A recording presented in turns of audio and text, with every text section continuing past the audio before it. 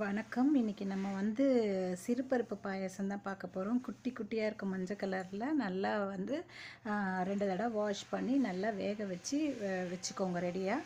அதுக்கப்புறம் என்ன பண்ணுங்கள், ஒரு பாத்திரத்தில் நான் பவுல் காட்டினேன் பார்த்தீங்களா, அதில் முக்கால் பதம் பருப்பு எடுத்துக்க, முக்கால் பதம் இதுவும் இருக்குது பாருங்கள். அதில் நான் வெல்லம் போட்டு நல்லா இந்த மாதிரி கரைச்சிக்கிறேன். எனக்கு சப்ஸ்கிரைப் பண்ணுங்கள், சப்ஸ்கிரைப் பண்ண மறந்துடாதீங்க. வெல்லம் கரைச்சிட்டு அதை இந்த மாதிரி லிக்விடாக வரும்போது நம்ம வேக வச்ச பருப்பு எடுத்து நல்லா மிக்ஸ் பண்ணிக்கோங்க. நல்லா மிக்ஸ் பண்ணிவிட்டு, இந்த இனிப்பு கரெக்டாக இருக்குது, போதுமானது.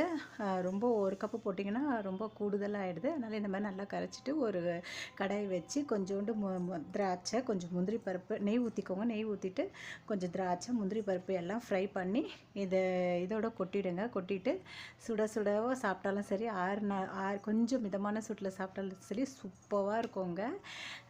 இது மாதிரி நீங்கள் பண்ணுங்கள், நல்லாயிருக்கும். இது ரொம்ப சிம்பிளுங்க. இது லாஸ்ட்டாக கொஞ்சோண்டு ஒரு ஸ்பூன் நெய் மேலே ஊற்றிக்கோங்க. ஊற்றிட்டு நல்லா கிளறி ஒரு சர்விங் பவுலில் போட்டு சர்வ் பண்ணுங்கள். இது ரொம்ப சிம்பிளான பாயாசங்க, ரெடி.